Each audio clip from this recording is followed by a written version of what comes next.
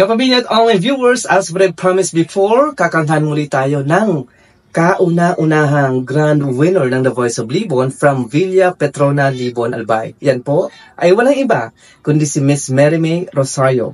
Huwag na nating patagalin pa. Ma'am May, take it away.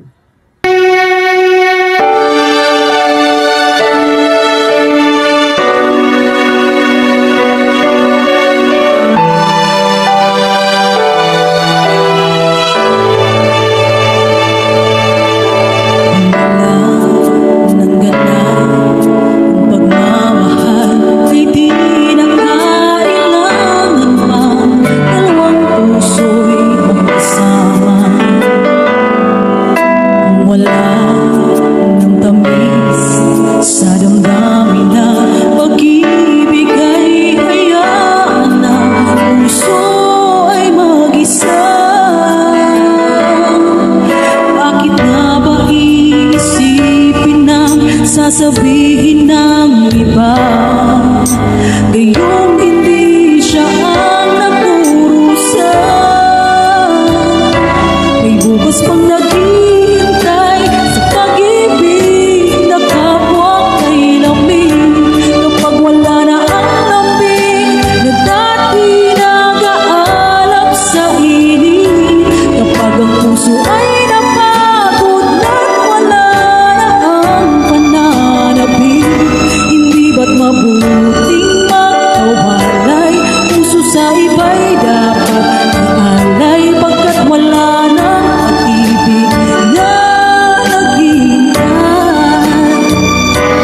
Bakit ba ganon? Puso ay kay hirap minsang turuan, di malaman, di maintindihan. Wala nang ganap, nadarama sa puso ay tama lang na kapwa'y lumayanan. Bakit na ba iisipin ang sasabihin ng iba, gayong hindi siya ang nagdurusa? May bukas pang naghihintay sa pag-ibig na kapwa kay lamig. Kapag wala na ang lamig na dati nag-aalab sa init, kapag ang puso ay napagod at wala na ang pananabik, hindi ba't mabuting magkawalay? Puso sa iba'y dapat ialay, pagkat wala na pag-ibig na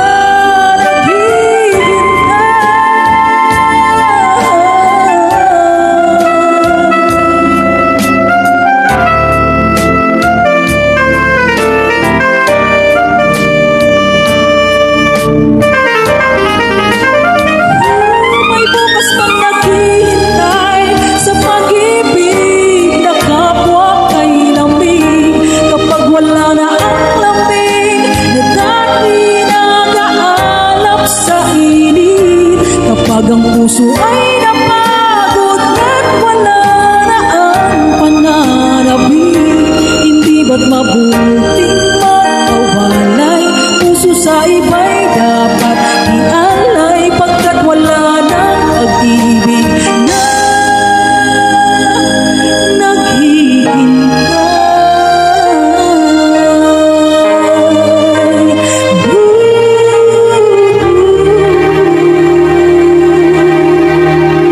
And there you go mga kapamilya at online viewers, yan po ang nag-iisang Miss Merime Rosario, the first grand winner of The Voice of Libon. At sa pagbubukas ng bagong edisyon na ito, sino nga ba ang hihiranging second grand winner of The Voice of Libon? Yan ang ating sabay-sabay na aabangan sa mga susunod na buwan or araw. Maraming salamat.